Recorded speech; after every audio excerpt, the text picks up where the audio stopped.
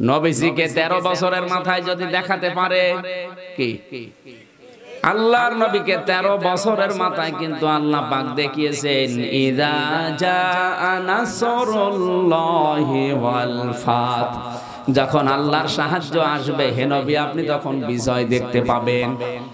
96% মুসলমানের দেশে আজ 49 বছর আমরা অনেকে চেষ্টা চালাচ্ছি, এখনো আল্লাহর বিধানে দেশে কায়েম হয়নি। বুঝতে হবে আল্লাহ পাক বিজয় দেয় না, আমরা মুমিন হতে পারি না। তাই এখন যদি বলেন মুমিন হতে পারি না মানে আমার নামই তো আব্দুল মুমিন, ঠিক আছে। আমরা বাংলাদেশে মুমিন বলতে মনে করি ওই ছোটবেলায় খাতনা করা আছে, এই খাতনা করে দিলে মানুষ মুসলমান হয়। তাহলে তো ছাগলও মুসলমান। ছাগল খাতনা করেনি, কত ছাগলের মানুষ খাতনা করে দেয়, ছাগল মুসলমান হবে? এমনকি এই সমস্ত দিবসগুলো অনেকে পালন করতে গিয়ে অনুষ্ঠানও করে। ছেলের মুসলমানের অনুষ্ঠান হয় না এলাকায়, কোথায় পেয়েছেন ভান্ডামি? ছেলে মুসলমানে দেবেন এমনি তার আগা কেটে দেন, আপনি এই অনুষ্ঠান করবেন কোথায় পেয়েছেন? 20 বছর হয়ে গেছে ছেলের বয়স, মুসলমানি দেয় না। কি চাচা এত বয়স ছেলের মুসলমানি দেন না? বলছে দেব কি করে, আমারও টাকা নেই ওরও টাকা নেই। এটা ছেলে মুসলমানি দিতে কয় টাকা লাগে? 500 টাকা দিলে গোড়া থেকে কেটে বাদ দিয়ে দেবে। 200 টাকা দিলে আগা কেটে দেবে 500 বছর। 500 টাকা দিলে গোড়া থাকবে?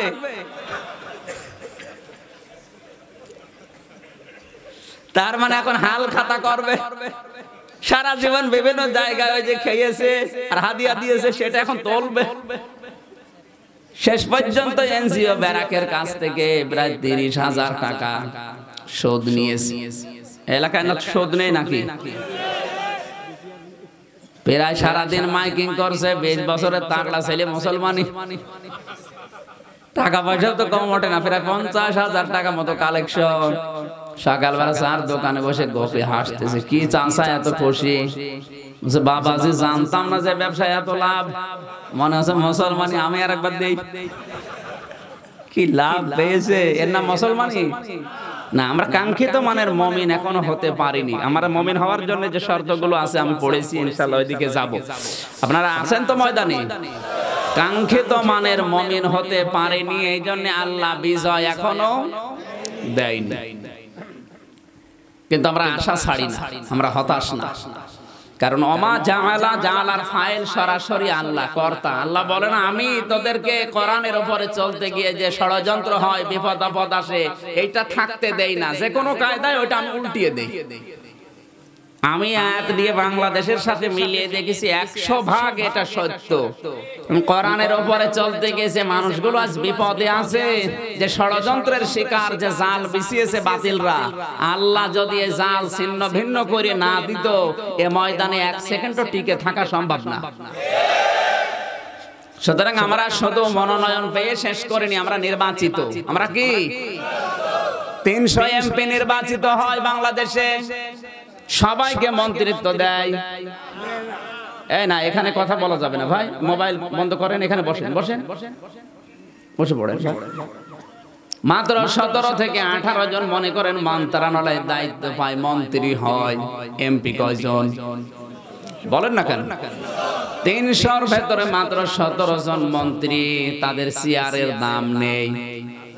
তাদের গাড়িতে যে বাংলাদেশের লাল পতাকা, লাল সবুজের, ওটা অন্য এমপিরা টাঙাতে পারবে না। টাঙালে আরো মামলা হবে। কি বুঝলেন এখান থেকে? এদেশে তো কত মানুষ মনোনয়ন চেয়েছিল দলীয় ভাবে, সবাইকে দেয়নি, মাত্র 300-কে দিয়েছে। 300-র ভেতরে পাশ করেছে যারা, সবাইকে মন্ত্রী বানায়নি, বানিয়েছে মনে করেন মাত্র 17 জন। তার মানে এই মানুষগুলো প্রধানমন্ত্রীর কাছে একেবারেই নিকটে। কথা বলেন না কেন? 750 কোটি মানুষ এখন দুনিয়ায়, এর ভেতরে মাত্র 175 কোটি আমরা মনোনয়ন পেয়েছি। এর ভেতরে মনে করেন এলাকায় লক্ষ লক্ষ মানুষের ভেতরে এই 5000 মানুষকে আল্লাহ নির্বাচিত করে মন্ত্রিত্ব দিয়েছে। এই জন্য খুশি হয়ে বলেন তো আলহামদুলিল্লাহ। আর যে মানুষগুলো কোরআনের বাইরে আছে ওদের জীবনে যদি আপনি আয় উন্নতি দেখেন যে অনেক কিছুর মালিক হয়ে যাচ্ছে, আল্লাহ বলেন ভুয়া, এগুলো ভোকাস।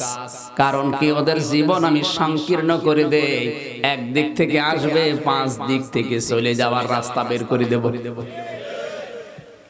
এতটুকুই যদি শেষ করতাম তাও তো ছিল। অনাহশুরুহু ইয়াউমাল কিয়ামাতি আ'মা, কিয়ামতের দিন ওকে যখন আমি তুলবো তখন ওর চোখ থাকবে না।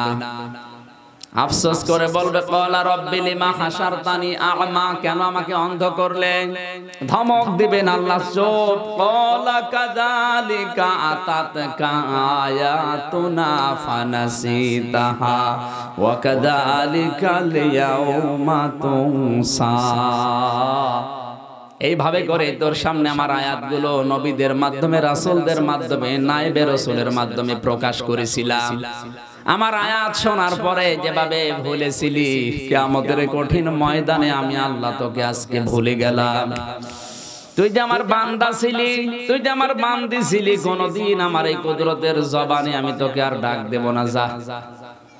কক্সবাজারবাসী যারা বসে আছেন, কিয়ামতের দিন আল্লাহ যদি আপনার ব্যাপারে সিদ্ধান্ত নেয়, বলেন তো কেমন লাগবে? আফসোস ওই সময় না, আফসোস এখন করা দরকার। ওই আফসোস তৈরি করার জন্য ওয়াজ মাহফিল দেয়, তাফসীর মাহফিল দেয়, মিলাদ মাহফিল দেয়, যাই বলেন এগুলো কিন্তু ওই আফসোসটা তৈরি করার জন্য। আজকের এই ময়দান থেকে ওরকম কিছু যেন নিয়ে যেতে পারি, আল্লাহ তাওফিক দেন। জোরে বলেন আমিন। দরুদ আর সালাম পাঠ করছি মুহাম্মদুর রাসূলুল্লাহ সাল্লাল্লাহু আলাইহি ওয়াসাল্লামের উপরে। ওয়ালা সাউফা ইউতিকা রাব্বুকা ফাতারদা, যাকে আমার আল্লাহ এমন কিছু দেবেন যে তিনি খুশি না হয়ে পারবেন না। কথা মনে হয় বোঝেন। ওয়ালা সাউফা ইউতিকা রাব্বুকা ফাতারদা, হে নবী অতি শীঘ্রই আপনার রব আপনাকে এমন কিছু দেবেন যা পেয়ে আপনি খুশি না হয়ে পারবেন না। কি দেবেন? এই পৃথিবীতে কম বেশি প্রত্যেকটা নবীকে একটা দোয়া কবুল করার চান্স আল্লাহ দিয়েছিলেন। প্রতিটি নবী বিপদে পড়েছে আর ওই দোয়াটা করে ফেলেছে। কিন্তু মুহাম্মদুর রাসূলুল্লাহ এত বড় বড় বিপদ আভার কাম করেছেন, কিন্তু ওই দোয়াটা করেননি। তিনি বলেন, আমি আমার উম্মতের জন্য রেখে দিয়েছি, কিয়ামতের দিন আমি নিজে আমি বলবো, তামান্না আমার বিবি, আমার ম্যাডামকে বলবো, তামান্না আমি তোমারে চিনি না। তামান্নাও বলবে, মুফতি সাহেব আমিও তোমারে চিনি না। এমনকি নিজের সন্তান পর্যন্ত এসে বলবে, কে আপনাকে আমি চিনি না। সাধারণ মানুষের বিষয় এটা না, নবীরা পর্যন্ত নিজের মা বাবাকে অস্বীকার করবে। ইব্রাহিম নবী আলাইহিস সালামের মতো এত বড় পাওয়ারফুল নবী বলবে, আল্লাহ আমার বাবা আজর, এ আমার দরকার নেই, তুমি ওনার ব্যাপারে যা ভালো লাগে করো, তুমি আমাকে বাঁচাও। ঈসা নবীর মতো এত বড় পাওয়ারফুল নবী যাকে রূহুল্লাহ বলা হয়, তিনি বলবেন, আল্লাহ তুমি আমার মা মরিয়মের ব্যাপারে যা ভালো লাগে করো, ও মায়ের কথা আমি বলবো না, তুমি আমাকে বাঁচাও। বিবেক যাদের আছে তাদেরকে বলছি, এত বড় বড় নবী যারা খলিলুল্লাহ উপাধি পেয়েছে, রূহুল্লাহ উপাধি পেয়েছে, হযরতে মুসা নবীর মতো যারা আল্লাহর সাথে কথা বলতেন, তারা যদি বাবা, তারা যদি মা, তারা যদি স্ত্রীকে বলে চিনি না, এ বাংলাদেশের কোন পীরের খবর আছে যে বলবে যেটা আমার মুরিদ? ওরা বানোয়াট মিথ্যা কথা। এ ধান্দায় যারা আছেন, ধান্দা বাদ দেন, আন্দাজে ধান্দা করে বসে আছে। কোরআন ১৫০০ বছর আগে জানিয়েছে, ইয়াউমা ইয়াফিরুল মারউ মিন আখিহি ওয়া উম্মিহি ওয়া আবিহি ওয়া সাহিবাতিহি ওয়া বানিহি লিকুল্লি মারইম মিনহুম ইয়াউমা ইযিন শাআনুন ইউগনি। সূরা আবাসার ভেতরে আল্লাহ তথ্য দিয়েছেন, সেই দিন সর্বপ্রথম মানুষ পালাবে তার ভাইয়ের কাছ থেকে। কার কাছে? বলেন বলেন। ভাইয়ের নাম আগে দিলেন কেন? পৃথিবীতে তো ভাইয়ের চাইতে আরো আপন আছে, মা আছে, বাবা আছে, স্ত্রী আছে। ওই সমস্ত মানুষের নাম না দিয়ে আল্লাহ ভাইয়ের নাম প্রথমে দিলেন, ইয়াউমা ইয়াফিরুল মারউ মিন আখি। ভাইয়ের নাম আগে দেওয়ার কারণ কি? মুফাসসিরিন ইকরাম লিখেছেন, পৃথিবীতে মানুষে মনে করে যে বিপদে পড়লে, মুসিবতে পড়লে, নিজে অন্যায় করে আসার পরও ভাইয়ের কাছে ছুটে আসলে ভাই জানে যে আমার ভাই অন্যায় করেছে, এরপরও ভাইয়ের পক্ষ নিয়ে কথা বলে। কথা বুঝতেছে? আপনি নিজে অন্যায় করে ভাইয়ের কাছে আসবে, হ্যাঁ, বাবার কাছে গেলে মার খাবেন, মায়ের কাছে গেলে বকা শুনবেন, আর বর কাছে গেলে তো বাড়ি উঠতেও দিতে চাইবে না। তো ভাইয়ের কাছে গেলে বলবে ঠিক আছে আমি আছি। আল্লাহ বোঝাতে চেয়েছেন, বান্দা দুনিয়ায় বিপদে পড়লে তুমি মনে করো তোমার ভাই তোমার দোষ আছে, এরপরও তোমার পক্ষ নেবে, কিয়ামতেও মনে হয় তোমার কাছে এভাবে আসবে না। আমি আগেই সার্টিফিকেট দিয়ে জানালাম ও আগে পালাবে। কেমন করে পালাবে? ইয়াফিরু শব্দের শাব্দিক অর্থ হচ্ছে কাপড় তুলে দৌড় দেওয়া। আল্লাহু আকবার। এই যে সাপে তাড়া দিলে মানুষ কি করে দৌড়ায়, এই দৌড়ের নাম হচ্ছে ইয়াফিরু, মানে মাজা তুলে দৌড় দেওয়া। আমাদের কুষ্টিয়াতে বলে খেচ্ছে দৌড়। এইভাবে মানুষ পালাবে তার ভাই থেকে, এরপরে মা থেকে, বাবা থেকে, স্ত্রী থেকে, সন্তান থেকে, বন্ধু বান্ধব থেকে। একটু খেয়াল করেন, প্রথমে আল্লাহ ভাইয়ের নাম, মায়ের নাম, বাবার নাম, স্ত্রীর নাম, সন্তানের নাম, বন্ধুর নাম, এরপরে অন্য কেউ, পরপর 6 জনের নাম আছে। আমার তো মনে হয় পৃথিবীতে বিপদে পড়লে এই 6 জনের আগে কেউ আসার কথা। বলেন বলেন, এরা যদি আগে পালাইতে আর কে আসতে পারে? আপনার পীরের কোনো খবর আছে? ওর সাথে তো আপনার রক্তের কোনো সম্পর্কই নেই। আমার যতটুকু বিশ্বাস ও আগে পালাবে, ওরকম কি পরিচয়ও দেবে না যেটা আমার মুরিদ ছিল, বলবেন না আমি ধরা খাবো। কাবা শরীফ যখন মানুষ তাওয়াফ করে আমি দেখেছি, ষষ্ঠ চক্কর দেওয়ার সময় কাবা ঘর সামনে নিয়ে একটা দোয়া পড়ে, আল্লাহুম্মা ইন্না আলাইয়া হুকুকান কাসীরান ফিমা বাইনি ওয়া বাইনিকা ইলা আখিরি। কথা বলা হচ্ছে কাবা সামনে নিয়ে, কাবার মালিক আমি তোমার গোলাম, তুমি আমার মালিক, আমাদের 2 জনের ভেতরে অনেকগুলো দেনা পাওনা আছে, আমি বান্দা হিসাবে তোমার মতো মালিকের কাছে অনেক কিছু পাবো গোলাম হিসাবে। গোলাম হিসাবে তুমি যা দেওয়ার আমাকে সব দিয়েছো। সেই বীর্য থেকে শুরু করে আমি আমির হামজা বানিয়েছো। এখানে আর কারো হাত ছিল না, আমার বাবা মায়ের হাত শুধু এতটুকু ছিল যে আমার বাবা আমার মায়ের বিছানায় ছিল, এই শেষ। আর কি কিছু আছে? বাবা তো এতটুকুই দায়িত্ব পালন করেছিল যে আমার মায়ের বিছানায় ছিল, আর কিছু করেনি। বাকি আমার মা যতটুকু কষ্ট সহ্য করে দুনিয়ার মুখ দেখিয়েছে, এখানেও মায়ের কোনো কৃতিত্ব নেই। কারণ ওই বীর্যটা তুমি যদি ওখান থেকে আউট করে দিতে, আমি আমির হামজা আসতাম না। 40,000 এই যে বাবার স্ফলিঙ্গ দিয়ে দ্রুত গতিতে যে পানিটা বের হয়ে যায়, ফালিয়ানজুরিল ইনসানু মিম্মা খুলিকা মিম্মা দাফিক। এই দাফিক শব্দের ব্যাখ্যা করতে গিয়ে মুফাসসির লিখেছেন, বাবার এই নাপাক পানিটা বীর্য আকারে যখন বের হয়ে মায়ের রেহেমের ভেতরে জমা হয়, কমপক্ষে 40,000 সন্তান এক ফোঁটা বীর্যের ভেতরে থাকে। এরা পাল্লা দিতে থাকে, পাল্লা দিতে দিতে অনেককে ওভারটেক করে, যে আগে যে মায়ের রেহেম জরায়ু স্পর্শ করে তাকে কবুল করা হয়, বাকিগুলো অনেকে মারা যায়, পড়ে যায়, শেষ হয়ে যায়। এই যে দায়িত্বগুলো পালন করাচ্ছে আমার বাবা, আর কোনো দায়িত্ব পালন করে না, করাচ্ছে আমার মাও না। কে? বলেন বলেন। আল্লাহ যদি ওখানে আমাকে হারিয়ে দিত, শেষ করে দিত, পেছনে ফেলে দিত, অন্তত এই দুনিয়ায় আর আসতাম না, আমি শেষ হয়ে যেতাম। 40,000-এর ভেতরে হয়তো আল্লাহ কাউকে 1টা দেয়, 2টা দেয়, 3টা দেয়, 5টা দেয়, 7টা দেয়। এই পৃথিবীতে একজনের 13টা পর্যন্ত সন্তান হয়েছে। এই জায়গা থেকে শুরু করে 40 দিনের পরে 40 দিন, আরো 40 দিন, যখন দিন যেতে থাকে এখানে যে দায়িত্বটা আমার আল্লাহ শুধু নিজে পালন করেন। সুম্মা খালাকনান নুতফাতা আলাকাতান ফাখালাকনাল আলাকাতা মুদগাতান ফাখালাকনাল মুদগাতা ইযামা লাহমা। আল্লাহ পাক বলেন নুতফাকে আমি 40 দিন রাখি, এরপরে ওটা আমি আলাক বানাই, এরপরে ওটাকে আমি মুদগা বানাই। নুতফা হওয়ার জন্য শর্ত 5টা, আলাক হওয়ার জন্য শর্ত 2টা, আর মুদগা হওয়ার জন্য শর্ত 3টা। আমি উল্টা দিক থেকে যাচ্ছি।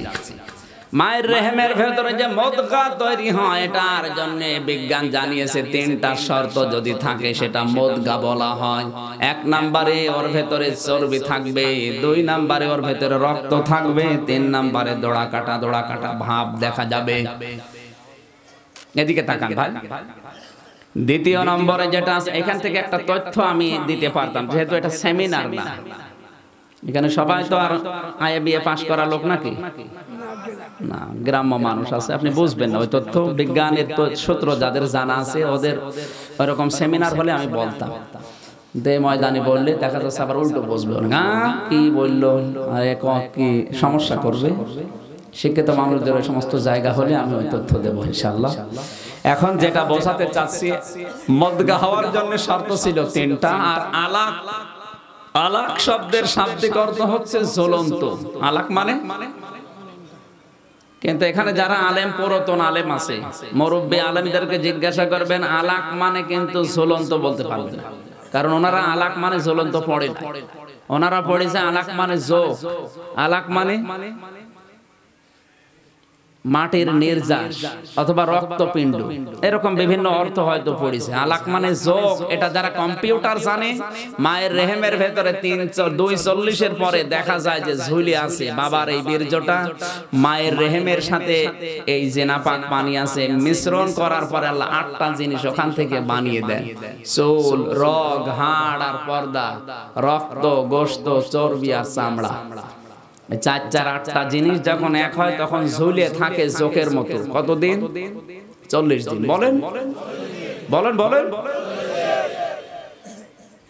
এভাবে 40 করতে করতে যখন 6 মাস হয়ে যায় তখন ওকে দুনিয়ায় বের করার মতো একটা পজিশন এসে দাঁড়ায়। ওর শরীরের ভেতর আল্লাহ চামড়া দেয়, এক এক জায়গার চামড়া এক এক রকম বানায়, কমপক্ষে 282 রকম চামড়া এই শরীরের ভেতরে আল্লাহ লাগায়। যদি এক রকম চামড়া দিত তাহলে আপনি দুনিয়ায় এসে সহ্য করতে পারতেন না। পায়ের উপরের চামড়া একরকম, নিচের চামড়া আর এক রকম। পায়ের উপরে যে চামড়া আছে ওটা যদি নিচে দিত একদিনও হাঁটতে পারতেন না, ফোসকা পড়ে যেত। কথা বলেন না কেন? মাথার উপরের চামড়া একরকম, এই যে কপালের চামড়া আর একরকম। পৃথিবীতে শুধু 2টা চামড়ার মিল আছে, লজ্জা স্থান যেখানে আল্লাহ বানিয়েছে পুরুষ এবং নারীদের, এই যে 2টা চামড়ার মিল আছে। এই জন্য ঘর্ষণ লাগলে মানুষের যৌন শক্তি বেড়ে যায়। আমি ওদিকে যাচ্ছি না, আমি যে তথ্যটা দেওয়ার জন্য পর্যন্ত এসেছিলাম, আমার আল্লাহ যা কাজ করছে মায়ের পেট থেকে শুরু করে এ আমির হামজা পর্যন্ত, একটাও কিন্তু বাবারও কোনো ক্ষমতা নেই, মায়েরও নেই। হ্যাঁ, ওনারা কষ্ট করেছে, বাবা আমার মায়ের বিছানায় ছিল, এই কষ্টটা তিনি করেছেন। আর মায়ের কষ্ট 6 মাস পর্যন্ত কমপক্ষে মায়ের পেটে রাখতে হয় সন্তান। কয় মাস? আর আমরা জানি কত? 10 মাস 10 দিন। বিজ্ঞান জানাচ্ছে সর্বনিম্ন 6 মাস পেটে রাখাই লাগে। 6 মাসের আগে যদি কোনো সন্তান দুনিয়ায় আসে ওটা বৈধ সন্তান না, ওটা অন্য কেউ দিয়েছে। ওটা যে অন্য কেউ দিয়েছে, আপনি কি ঠিক বললেন? আন্দাজে কোন ছিল না, এটাও ঠিক আছে, আমি বলছি কোথায় পেয়েছে। এবার যারা আলেম আছে তাদেরকে বলছি ভালো করে মিলাবেন। এখান থেকে একটা নতুন তথ্য আপনাদেরকে আমি দিতে চাই। বিশেষ করে ফ্রান্স যে নবীকে গালি দিচ্ছে, ওদের সাথে তাল মিলিয়ে আজও যারা আলেমদের বিপক্ষে মিছিল করছে তাদের কথা এবার আসবে।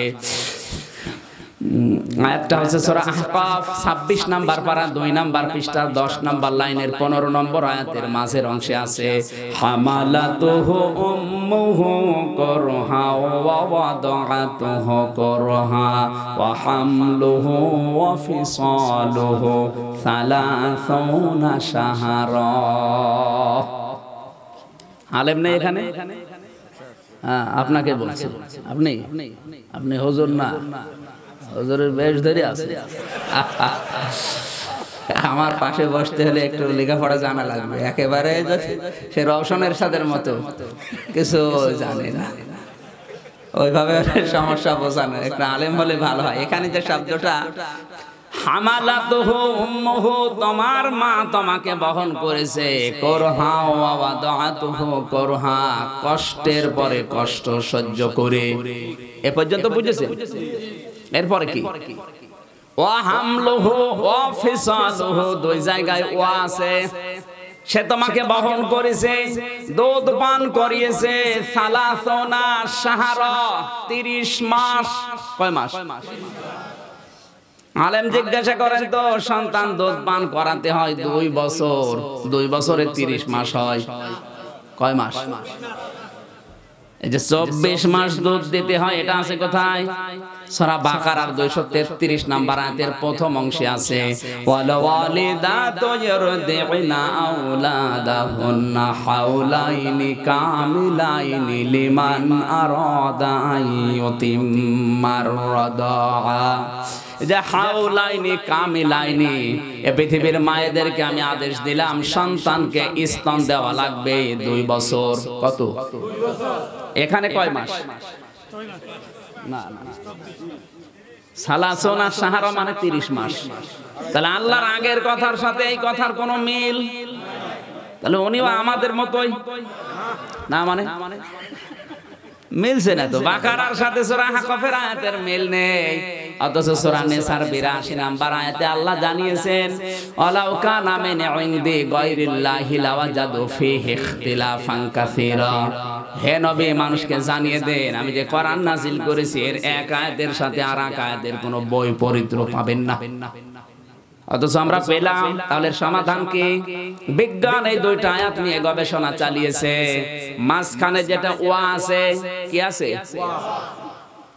ওয়া হামলুহু ওয়া ফিসালুহু, তোমাকে বহন করা এবং তোমাকে দুধ পান করানো। আমার মনে হচ্ছে যদি এই ওয়াটা আল্লাহ না দিত, কত হারামি আছে দুনিয়ায় কোরআনের ভুল ধরতো। এমনি ভুল ধরে, কি সূক্ষ্ম। ওয়া হামলুহু ওয়া ফিসালুহু, তোর মা তোকে বহন করেছে এবং দুধ পান করিয়েছে। তাহলে বহন করা, দুধ পান করানো সব মিলে 30 মাস। আগে জানলাম দুধ খাওয়ানো লাগে 2 মাস, 2 মাসে এই 2 বছর, 2 বছরে 30-এর ভেতরে 24 বাদ গেলে এই যে 6 মাস তোমাকে বহন করাই লাগবে। 6 মাসের আগে যদি তোমার মা তোমাকে জন্ম দেয়, বোঝা লাগবে তোমার বাবার থেকে তুমি আসনি এসেছো অন্য কোনো বাবা থেকে। পৃথিবীর ইতিহাসে এবার আপনি ঘাটেন, আমরা জানি দুনিয়াতে এখন 228টা রাষ্ট্র আছে। এই জানুয়ারি মাসে জরিপ বের হয়, দেখবেন 228টা রাষ্ট্রের ভেতরে 1 নম্বরে যার সন্তান পয়দা করা, তার মানে বিয়ের আগে জন্ম দেওয়ার তালিকায় আছে 1 নম্বরে ফ্রান্স। এরা আমরা জানতে পারছি এগুলো বিয়ের আগে যেগুলো সে বৈধ না অবৈধ। তাহলে ওদের দেশে যে দায়িত্ব আছে ও ওই রকমই, ও বিয়ের আগে হওয়া। যে ম্যাক্রন, এ বিয়ের পরে না আগে। আর যদি বিয়ের পরেও হয় 6 মাসের আগে হয়েছে, তার মানে ওর বাবার না অন্য কেউ দিয়েছে। ওগুলো বৈধ না জারজ? জারজ সন্তানদের 9টা কাজ হবে দুনিয়ায়। জারজ সন্তান যারা, তাদের প্রথম কাজ হবে ওয়াতুল্লিম বাদা যালিকা জানিম। হে নবী, দুনিয়ায় যারা অবৈধ, যারা বদমেজাজি, যারা জারজ, তারা আপনাকে গালি দেবে। তাহলে ওরা যে গালি দিচ্ছে এতে কোনো অসুবিধা নেই ওদের, কারণ ওরা তো ওই রকমই। ওদের সাথে তাল মিলিয়ে আজ নবী নেই। বাংলাদেশে অনেকে নবীর ওয়ারিসদেরকে গালে জুতা মারার কথা বলছে। এই আয়াত অনুযায়ী ও হামলুহু ওয়া ফিসালুহু, আমার যতটুকু ধারণা এই আয়াত অনুযায়ী আজ যারা বাংলার জমিনে আলেমদেরকে গালে জুতা মারার কথা বলে এরাও অত নিচে আমার দরকার নেই, একটু ভালো শব্দ বলে কি বলবেন বলবেন। হ্যাঁ অবৈধ বলেন, অসুবিধা না। জারজ বললে কেমন একটা লাগে।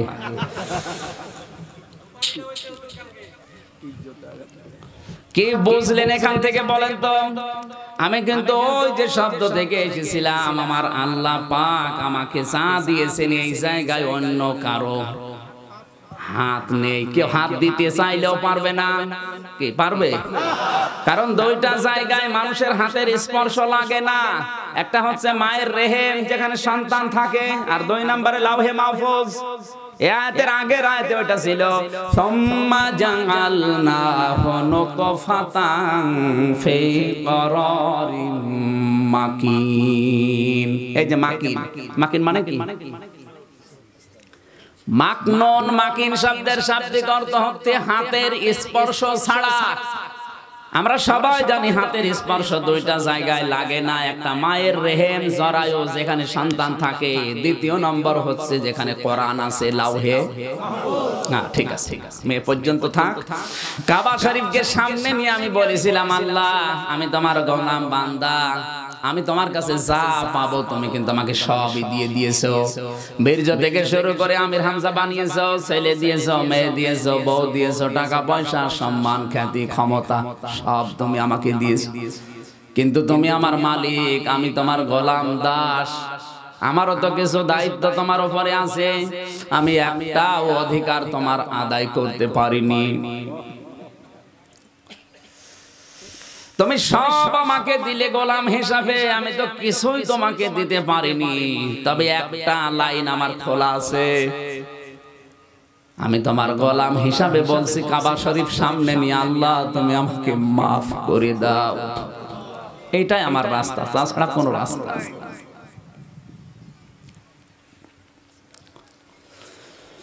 আমার ভাইরা, কঠিন ওই কিয়ামতের ওই ময়দানে সবাই নিজের চিন্তায় বলবে আমারে বাঁচাও, আমারে বাঁচাও। হঠাৎ করে দেখবে একটা আওয়াজ ভেসে আসতেছে।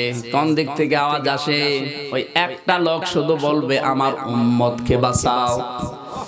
সবার নজর ওইদিকে, দৃষ্টি নিক্ষেপ করে দেখবে তিনি আর কেউ না, মুহাম্মাদুর রাসূলুল্লাহ। তিনি সিজদায় পড়ে বলছে আমার উম্মতকে বাঁচাও।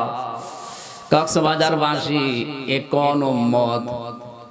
যারা বাবা নিয়ে আসে মায়ানমার থেকে, না এই এলাকায় সব চলে না, এগুলো সবাই টেকনাফে চলে। যে উম্মত গুলো বার্মা থেকে ইয়াবা নিয়ে আসে, বাবা নিয়ে আসে, ডাল নিয়ে আসে, এই উম্মত নাকি? হঠাৎ করে সামনে পর্দা পড়ে যাবে, আল্লাহর নবী বলবেন হে আল্লাহ, এগুলো তো আমার উম্মত, পর্দা ফেলে দিলেন কেন? আমারে সুপারিশ করে এদেরকে জান্নাতে নেওয়ার সুযোগ দেন। আওয়াজ বাড়বে গায়েব থেকে, হে রাসূল এগুলো আপনার উম্মত, ঠিক আছে।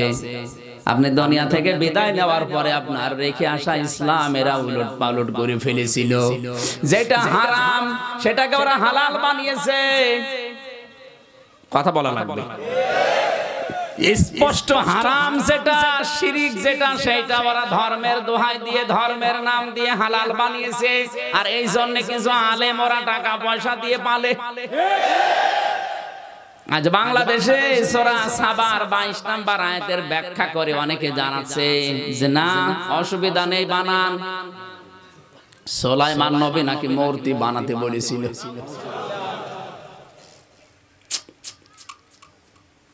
এই জন্য আমি আজকে আসার সময় দেখছিলাম আলেম 3 প্রকার। কয় প্রকার? 3 প্রকার।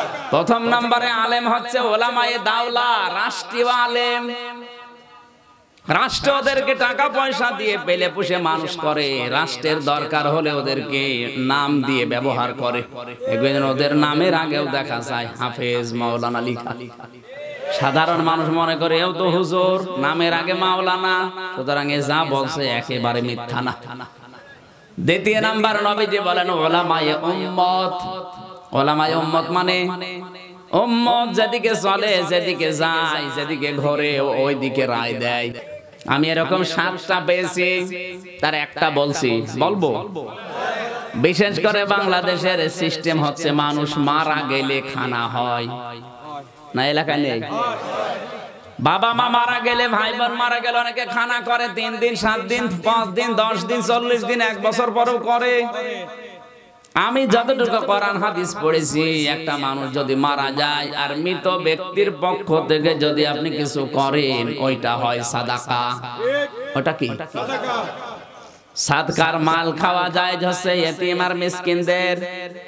আপনি যে বাবা মারা গেলে 5000 লোক দাওয়াত দিলেন যে খাওয়াবেন, এটা কিন্তু সাদকা। আর এটা তো 5000ই সব এতিম। এনাকে দাওয়াত দিয়েছেন, ইনি এতিম না? আপনার মা বাবা আছে তো বুড়ো এতিম, সুতরাং ইনি খাওয়া যায়, ইনি বুড়ো এতিম না, আপনার মা বাপ নেই। এখন যদি বলি দাদা আমার বাবা মারা গেছে, এই যে 1000 টাকা দিলাম সাদকার টাকা, আপনি নেন, নেবে? বলে আমি সাদকা খাবো। দেলাওয়ার ভাই কেউ যদি বলি আমার বাবা মারা গেছে 2000 টাকা দিলাম সাদকার টাকা, নেবে? নেবে না। কেন? কারণ উনি সাদকা খাওয়ার উপযুক্ত না, আরো নিজের মান সম্মানে বাঁধবে, বলবে কি আমি সাদকা খাবো আর আমারে মারতে যাবে। অথচ এই 3000 টাকা দিয়ে যদি আমি বাজার করে 2 জনকে দাওয়াত দেই, কি খাবে না? খাবে, মানে পায়জামা ঢিল করে খাবে। জিনিস তো একই, আগেরটা টাকা, পরেরটা খাবার। আমি তো দিচ্ছি আমার মৃত বাবার পক্ষ থেকে, মরা মানুষের পক্ষ থেকে দিলে কি হয়? তাহলে এই দেশে যে এই নিয়ম নীতি চালু করে আছে অনেক আলেম, নাকি বেশি বললাম? এগুলো ওলামায়ে উম্মত, উম্মত যেদিকে আছে, বাবা শাহজালাল সব হালাল। 3 নাম্বারটা বলছি, 3 নাম্বার পেয়েছি আমি ওলামায়ে মিল্লাত। ওলামায়ে মিল্লাত মানে ধর্মের আলেম। কে খুশি হবে, নারাজ হবে, বেজার হবে, ওদিকে না। কোরআন হাদিসে যা আছে সে নাক কান বুঝে বলবে। এদেরকে বলা হয় হকপন্থী আলেম। কি? হক্কানি আলেম বলে আমরা যাদেরকে জানি। কান খাড়া করে শোনেন মুসলমান, হক্কানি আলেম পাওয়া যাবে কোথায়? নবীজি জানিয়েছেন 3 জায়গায়। কয় জায়গায়? ইমাম ইবনে তাইমিয়া রাহমাতুল্লাহ আলাইহি বলেন, কেউ যদি হক্কানি আলেম খুঁজতে চাও তাহলে 3 জায়গায় খোঁজ করবা। 1 নম্বরে মাটির নিচে, তার মানে কবরে। কবরে পাওয়া যাবে হক্কানি আলেম, পাওয়া যাবে। 2 নাম্বার যদি দেখতে চাও তাহলে জালেমের জিন্দানখানা, তার মানে জেলখানায় খোঁজ করো, পাবা। পৃথিবীর যত বড় বড় হক্কানি আলেম সবগুলো জালেমের জেলখানায় অধিকাংশ মারা গেছে। ইমাম আবু হানিফা হক্কানি আলেম, মারা গেছে জালেমের জেলখানায়। ইমাম আহমদ ইবনে হাম্বল হক্কানি আলেম, মারা গেছে জালেমের জেলখানায়। মুজাদ্দিদ আল-ফেসানি তার সারা জীবনের অর্ধেক কাটিয়েছে জালেমের জেলখানায়। আপনি কার নামে তরিকা বানিয়েছেন? মুজাদ্দিদিয়া তরিকা। অথচ আপনার ইমাম তো সারা জীবনের অর্ধেক জেলখানায় ছিল, আর আপনি জেলের নাম শুনলে ভয় পান। কিসের তরিকা বানিয়েছেন আপনি? ভণ্ডামি করার জায়গা পান না তাদের নাম নিয়ে। ইমাম বুখারী যার কিতাব আমরা সহিহ হাদিস বলে চালিয়ে দেয় যে সহিহ, আমি সহিহ আকীদার লোক, অথচ ইমাম বুখারী জেলখানায় ছিল। আজ যারা সহিহ আকীদার দাবি করে শুধু বলি ওড়াচ্ছে যে এটা সহিহ, এটা সহিহ, আপনি তো জেলের নাম শুনলে ভয় পান। তাহলে হক্কানি আলেম 2 নম্বরে কোথায় পাওয়া যায়? জালেমের জেলখানায়। 3 নম্বরে যদি খোঁজ করতে যাও তাহলে খোঁজ করে দেখবা জিহাদের ময়দানে হক্কানি আলেম পাওয়া যাবে। জিহাদের ময়দান মানে নাই, এই বসেন বসেন ভাই, বসেন। আমি আবেগ নিয়ে চলা পছন্দ করি না। যে কোনো কাজ বিবেক দিয়ে করা লাগে, আবেগ দরকার নেই। আমি কোরআন এবং হাদিসের দৃষ্টিতে কি কি দরকার ওটা বলছি। এখন আপনি নিজে যদি বোঝার মতো ক্ষমতা থাকে বোঝেন, আর যদি বোঝার মতো ক্ষমতা না থাকে তাহলে আপনার বোঝার দরকার নেই। এখন আমার যতটুকু ধারণা জিহাদের ময়দান হচ্ছে বাংলাদেশে কোরআনের মাঠগুলো। এই সমস্ত জায়গাতে আজ কোরআনের সঠিক কথা বলে টিকে থাকা এখন সহজ না কঠিন? বহুত কঠিন।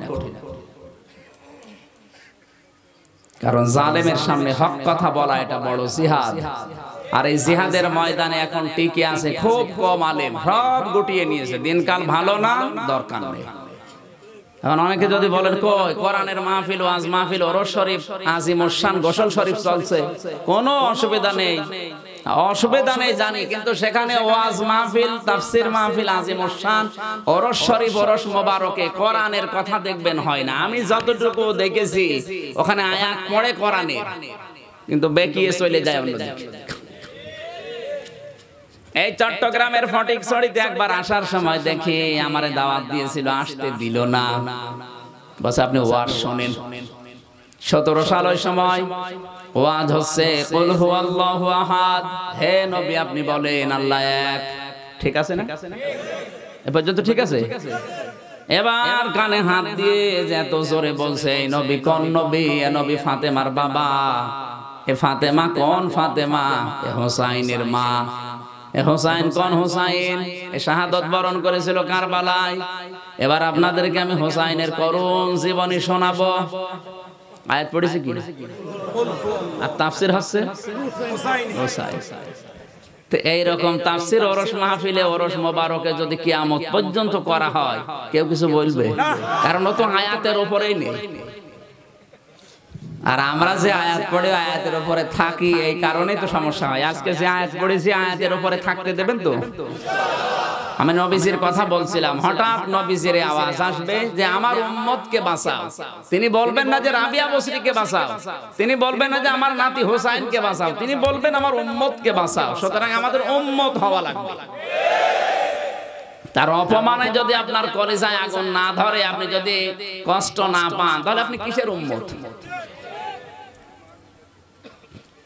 সঙ্গে সঙ্গে আমার আল্লাহ জবাব দেবেন, আলা সাউফা ইউতিকা রাব্বুকা ফাতারদা। হে নবী আজকে আমি আপনাকে এমন কিছু দেব যাতে আপনি খুশি না হয়ে পারবেন না। আপনার মন মতো আপনি সুপারিশ করেন, আমি আল্লাহ আপনাকে অর্ডার দিয়ে দিলাম। ওই সুপারিশের ভেতরে যেন আমি আমির হামজাও থাকি। জোরে বলেন আমিন। কোরআনে কারিমের 6666 আয়াত থেকে মাত্র একটা আয়াত পড়েছি। আর বিশ্ব নবীর লক্ষ লক্ষ হাদিসের ভেতরে একটা হাদিসের মাত্র 4-5 লাইন পড়েছি। সামনে যতটুকু সময় আছে আমি দেখি এর ভেতরে যাই। আপনি কিন্তু সময় নিয়েছিলাম 4:15 পর্যন্ত থাকা লাগবে, থাকবেন তো? জবান খুলে কোরআনের সোনালী আয়াতটা পড়েন। আউযু বিল্লাহি মিনাশ শাইতানির রাজিম। বিসমিল্লাহির রহমানির রহিম।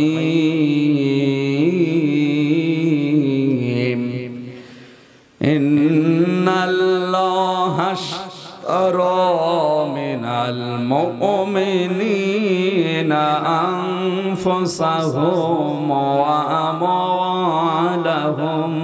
بأن لهم الجنة।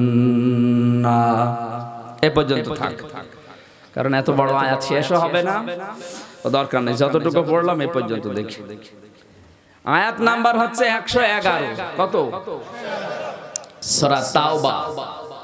কোন আয়াত থেকে কথা শুনতে হলে যে সমস্ত নিয়ম নীতিগুলো আগে মেনটেন করা লাগে, আমরা তো সময়ের অভাবে কিছুই পারবো না। 5টা বিষয় আগে দেখে নেওয়া লাগে। শুদ্ধ তেলাওয়াত, ঐতিহাসিক প্রেক্ষাপট, বাস্তব কিছু মূল মেসেজ ওই আয়াত থেকে বের করে নিয়ে আসা। এরপরে ওখান থেকে যে শিক্ষাটা আল্লাহ দিতে চায়, ওই শিক্ষাটা জাতির ভেতরে কি করে কায়েম করা যায়, এই সিদ্ধান্ত নিয়ে তাফসীর শোনা। এরকম 5টা বিষয় নিয়ে মন নিয়ে বসা লাগে তাফসীর মাহফিলে। আমরা তো এরকম মন নিয়ে বসার কথা ছিল, কিন্তু সময় কম হওয়ার কারণে আমরা একবারে সব বাদ দিয়ে চলে যাচ্ছি তাফসীরের ভেতরে। ইন্নাল্লাহ হাশতারা, অবশ্যই আমি আল্লাহ ক্রয় করে নিয়েছি, না ক্রয় করব? ইশতারা মাজির সিগা, আমি আল্লাহ ক্রয় করে নিয়েছি। মিনাল মুমিনিনা, মুমিনদের কাছ থেকে, আমওয়ালাহুম আনফুসাহুম ওয়া আমওয়ালাহুম, তাদের মাল এবং তাদের জীবন। বিআন্না লাহুমুল জান্নাহ, বিনিময়ে আমি আল্লাহ তাদের জান্নাত দিয়ে দিয়েছি। এবার আসেন তো আমরা ভেতরে যাই। এখানে ক্রেতাকে জবাব দেওয়া লাগবে। ক্রেতাকে? বিক্রেতা? না না, আন্দাজে কথা বললে হবে না। আমরা না, আমরা বললে সমস্যা আছে। এখানে আল্লাহ জানিয়েছেন মিনাল মুমিনিনা, আমি আল্লাহ কিনতে চাই মুমিনদের কাছ থেকে। এখন আপনি মুমিন কিনা এটা আগে জানেন।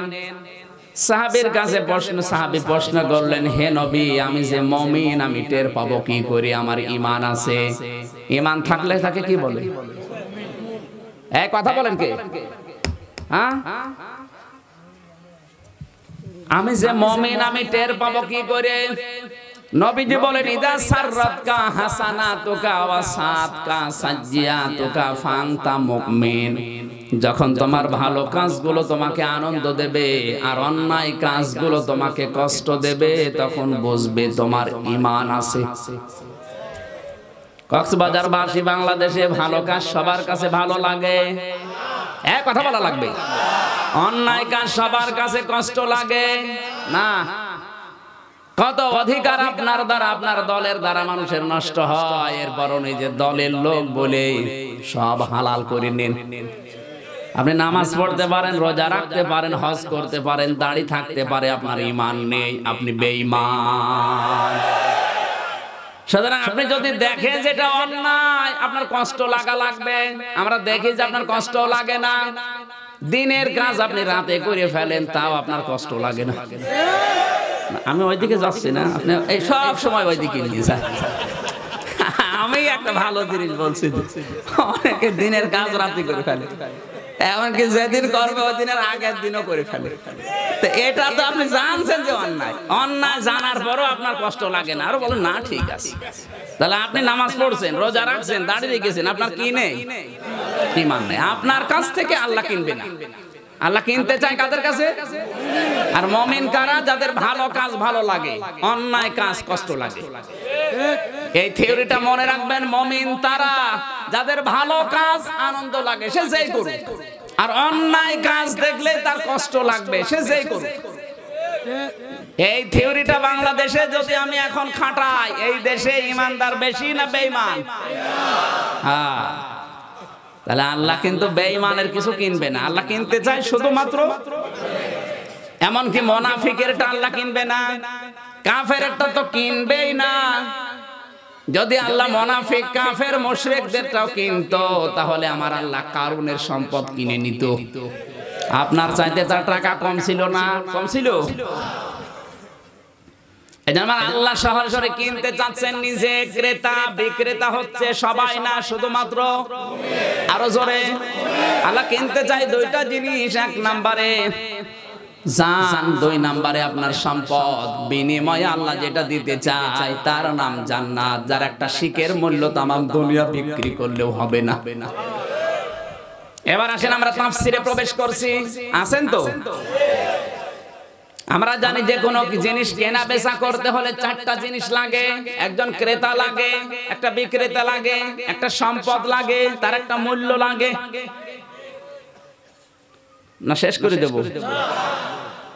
ওঠা যাবে না ভাই, 15 মিনিট সময় আছে এখনো, আপনি এর পরে যাবেন। এখানে সরাসরি ক্রেতা আল্লাহ নিজে। আমি এই দৃষ্টিকোণ থেকে বলছি, আমি যদি ক্রেতা হই, সরাসরি মনে করেন আমি নিজে ক্রেতা। চট্টগ্রামে বা কক্সবাজারে মাছের দোকানে গেলাম, পচা মাছ আমি কিনবো, বলেন না কেন? দরকার হয় সব দোকানে যদি পচা মাছ দেখতে পাই, মাছই কিনবো না, চলে আসবো, পরের দিন যাবো, তাও মাছ দরকার নেই। আমার কতটুকু মেধা আছে, এতটুকু জ্ঞান নিয়ে, মেধা নিয়ে যদি পচা মাছ আমি কিনতে রাজি না হই, আপনার বিবেক কি বলে? আমাদের মহান মালিক, তার বিচক্ষণতা কম, তার বুদ্ধি, বিবেক, তার জ্ঞান। তিনি কিনতে চাইলে পচা মাল কিনবে, পচা জিনিস কিনবে।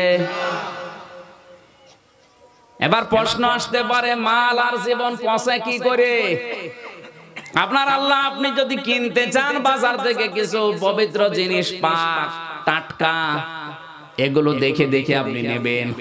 মহান আল্লাহ যেহেতু নিজে ক্রেতা, উনি যদি কিছু কিনতে চায় অবশ্যই পাক এবং পবিত্র জিনিস ছাড়া কিন্তু কিনবে না। আর পাক পবিত্র জিনিস মুনাফিকের কাছে থাকে না, কাফেরের কাছে থাকে না, মুশরিকের কাছে থাকে না। পাক জিনিস থাকবে শুধুমাত্র মিনাল মুমিনিনা, মুমিনের কাছে। এখন মুমিনের জীবন পাক হওয়ার জন্য শর্ত দিয়েছে তিনটা। এজন্য যারা হজে যায় সর্বপ্রথম তাদের তিনটা কথা প্রথমে বলা লাগে। সর্বপ্রথম বলা লাব্বাইক, আল্লাহ আমি হাজির হয়ে গেছি। লা শারীকা লাকা লাব্বাইক, আমি তোমার সাথে কোনো শিরিক করি না, কাউকে করতেও দেই না। আমি শুধু শিরিক করি না তা না, আমি শিরকের দলের মেম্বারও না। এই কথা আপনি কাবা শরীফকে সামনে নিয়ে বলছেন, লা শারীকা লাকা লাব্বাইক, আল্লাহ আমি মুশরিক না, আমি শিরিক করি না, আমার নামটা তোমার হাজিরা খাতায় লিখে নাও। আল্লাহ তাআলা বলেন না, এখনো তিনটা কথা তোকে স্পেশাল ভাবে বলা লাগবে। বল ইন্নাল হামদা, যত রকমের প্রশংসা আজকে থেকে আমি করব, তোমার ছাড়া কোনো প্রশংসা আর হবে না। বাংলাদেশে এসে আপনার বিবেককে বলেন তো, আপনি কি আল্লাহর বাইরে আরো কারো প্রশংসা করেন? আপনার হজ হয়নি। আমরা দেখতে পাচ্ছি এদেশে অনেক হাসি আল্লাহর প্রশংসার চাইতে ওদের বাবার প্রশংসা বেশি করে। তাহলে ওর হজ হয়নি, কারণ ইন্নাল হামদা, হামদের আগে আলিফ লাম, এর আগে ইন্না। গ্যারান্টি দিয়ে বলেছিলেন আপনি এখন থেকে কোনো প্রশংসা আর কারো হবে না, সে মরা বাবা হোক আর জীবিত বাবা হোক। এখন প্রশংসা হবে শুধুমাত্র তোমার। দুই নম্বরে ওয়ান নি'মাতা লাকা, আমাকে যত নিয়ামত তুমি দিয়েছো এই নিয়ামত গুলো সব আমি ব্যবহার করব তোমার জন্য। এই নিয়ামতের ভেতরে আমার সন্তান আছে, কথা বলে না কেন? এই নিয়ামতের ভেতরে আমার সন্তান আছে, আমার বউ আছে, আমার ক্ষমতা আছে, সুতরাং আমার ক্ষমতাও ব্যয় হবে তোমার জন্য। অল মুলকা লাকা, এমনকি আমি যদি বাংলাদেশে যে রাজ্য রাজনীতি কিছু করিও আমি তোমার জন্য করব। মুলক মানে রাজনীতি, মুলক মানে রাজত্ব। আমি যদি রাজত্ব চালাই, রাজনীতি করি, তাও তোমার জন্য করব। আল্লাহ বলেন এ দাঁড়া, এবার বল লা শারীকা লাকা লাব্বাইক, আল্লাহ আমি আবার বলছি যে আমি শিরিক করব না। আর ওখান থেকে এসে শিরিকের যত কাজ নিজে আঞ্জাম দিচ্ছেন, আপনার জীবন আমার আল্লাহ পবিত্র করেনি। আপনি যতই মাদ্রাসা বানিয়ে দেন, মক্তব বানিয়ে দেন, মসজিদে টাইলস লাগিয়ে দেন, আপনার এটা আমার আল্লাহ কিনবে না, কারণ আপনার এটা না পাক, পাক না, আপনার নিজের শরীরই তো পাক না। দুই নাম্বার শব্দটা আরো কঠিন, ওয়া আমওয়ালাহুম, তোমাদের মাল আমার আল্লাহ কিনতে চান। এই মাল কোন মাল? এই মাল মানে আবুল মাল, এখন কামাল,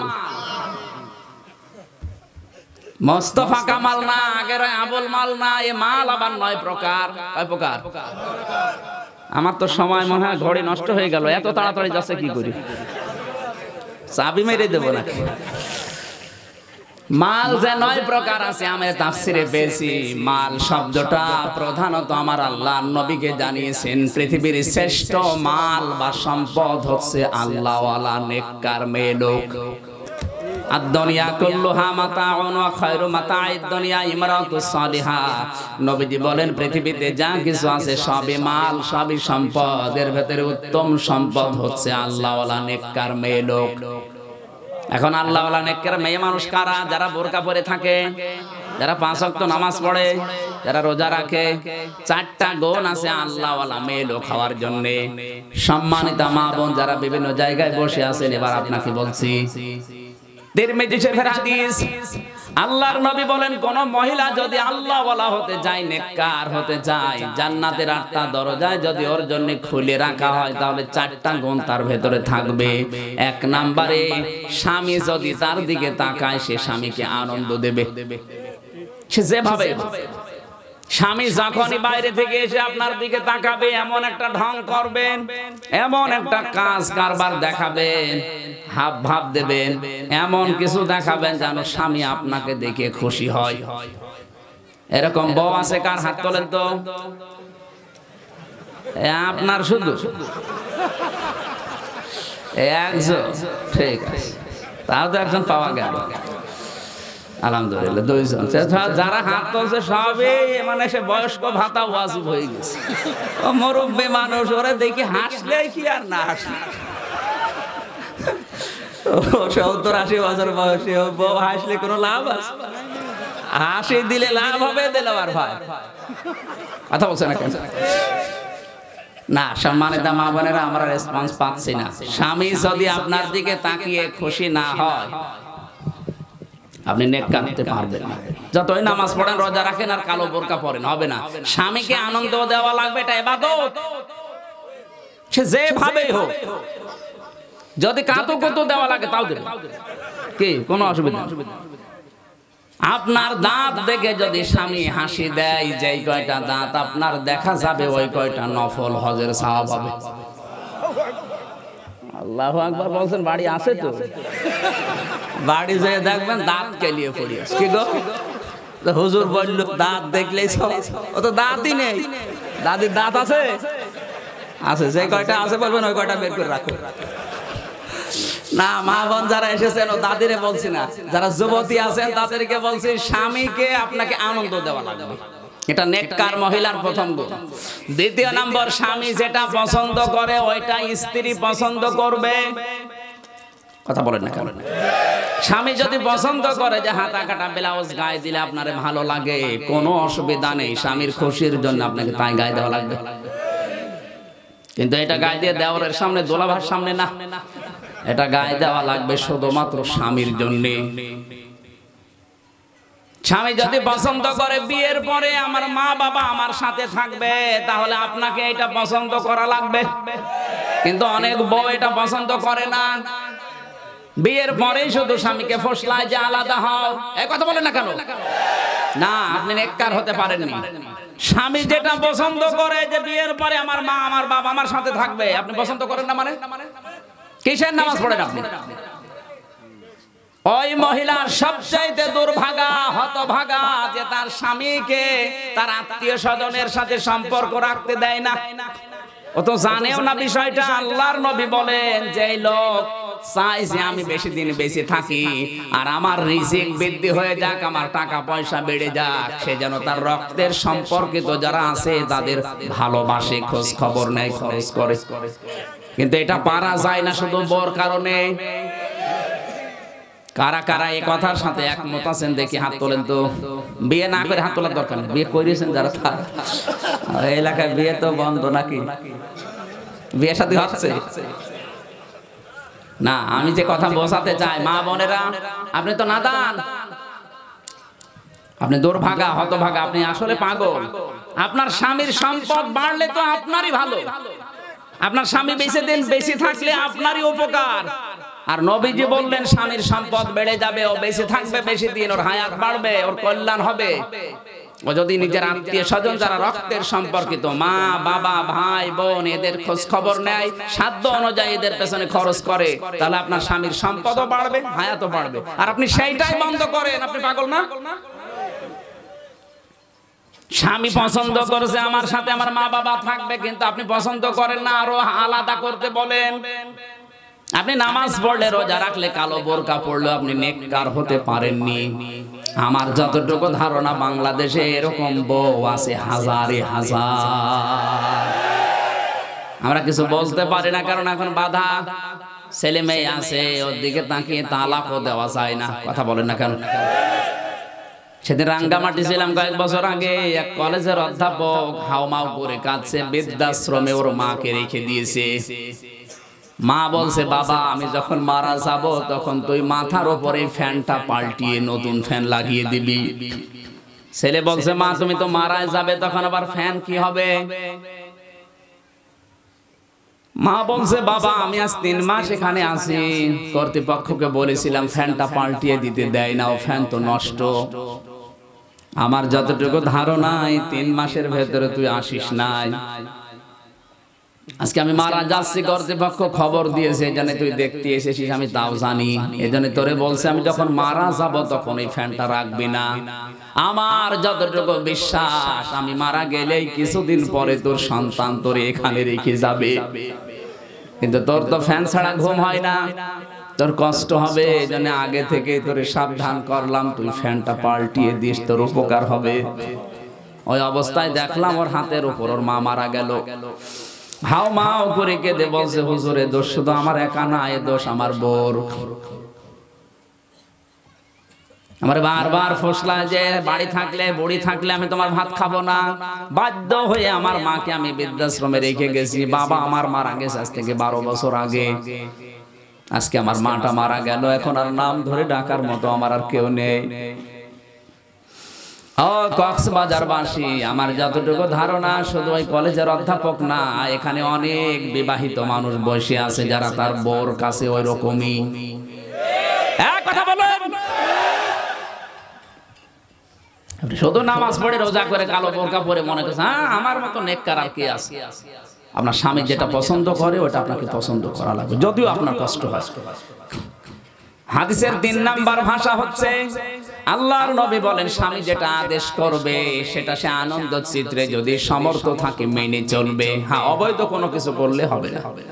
4 নাম্বারে স্বামীর অনুমতি ছাড়া সে বাড়ির বাইরে যেতে পারবে না।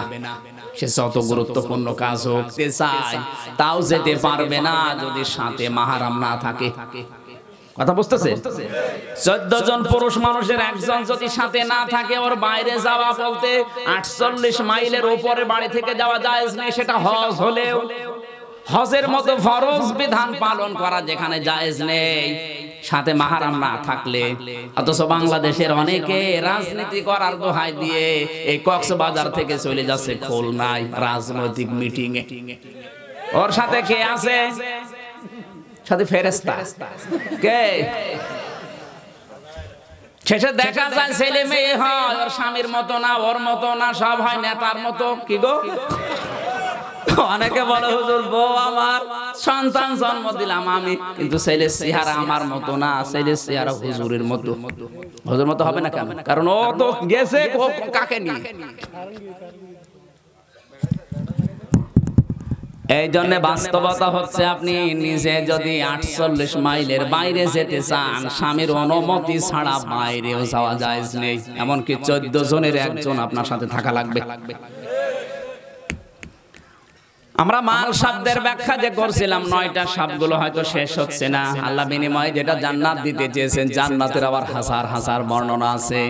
আমরা পরের আয়াতে পেয়েছিলাম ইকাতিলুনা ফি সাবিলিল্লাহি ফায়াকতুলুনা ওয়া ইউকতালুন। আল্লাহ পাক বলেন এখন জানমালের মালিক আমি, জান্নাতের মালিক না, জান্নাতের মালিক আর আল্লাহ নেই। আমি তো বেঁচে দিয়েছি, জান্নাতটা আল্লাহ আমাকে দিয়েছে, জান্নাতের মালিক আমি। আমি যদি জানমাল দিতে পারি তাহলে জান্নাতের মালিক আমি, তাহলে জানমালের মালিক বলেন বলেন। এখন ওই জানমাল আল্লাহ কি করবেন বলেন, ইকাতিলুনা ফি সাবিলিল্লাহ।